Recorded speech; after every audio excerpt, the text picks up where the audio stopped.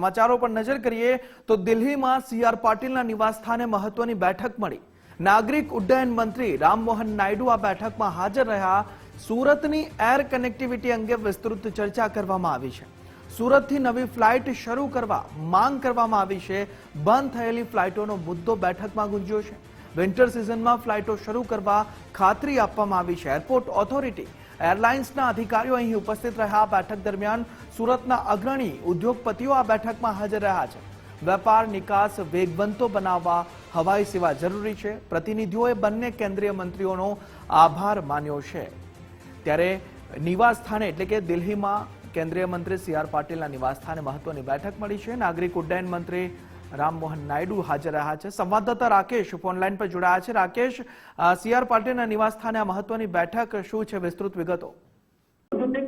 આ મહત્વપૂર્ણ બેઠક છે તે મળી હતી, જેમાં કેન્દ્રીય કેબિનેટ જળશક્તિ મંત્રી સીઆર પાટીલની અધ્યક્ષતામાં આ બેઠક યોજાઈ હતી અને બેઠકમાં આ કેન્દ્રીય નાગરિક ઉડ્ડયન મંત્રી ચિદ્રાપુ રામમોહન નાયડુ પણ ઉપસ્થિત રહ્યા હતા।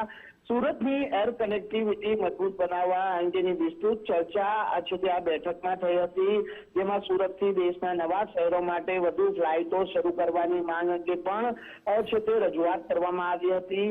મહત્વની વાત છે કે તાજેતરમાં જ બંધ કરાયેલી ફ્લાઇટોનો મુદ્દો પણ આ બેઠકમાં છે તે મુખ્ય ચર્ચાના સ્થાને રહ્યો હતો। એટલે કેન્દ્રીય મંત્રીએ આગામી વિન્ટર સિઝનના અંદર બંધ ફ્લાઇટો ફરી શરૂ કરવાનો પ્રયાસ કરાશે તેવી ખાતરી છે તે વેપારી સંગઠનોને આપી છે। ઉપરાંત એરપોર્ટ ઓથોરિટી અને વિવિધ એરલાઇન્સ કંપનીઓના અધિકારીઓ આ બેઠકમાં હાજર રહ્યા હતા, જેમાં ઉદ્યોગ સંગઠનોએ સુરતના વેપાર અને નિકાસને વેગ મળી રહે તે માટેના પ્રયત્ન કરવા માટે પણ ખાસ જે રજૂઆત પર ભાર આપ્યો હતો। વધુ હવાઈ સેવાઓની જરૂરિયાત હોવાની તેઓ દ્વારા રજૂઆત કરાઈ હતી અને બેઠકમાં સુરતના અગ્રણી ઉદ્યોગપતિઓ અને વેપારી સંગઠનોના પ્રતિનિધિઓએ તે આભાર પણ વ્યક્ત કર્યો હતો। ત્યારે આગામી દિવસોમાં સુરત એરપોર્ટને વધુ કનેક્ટિવિટી મળે તેવી શક્યતા ચોક્કસથી દેખાઈ રહી છે। જી રાકેશ, સમગ્ર માહિતી બદલ આપનો આભાર।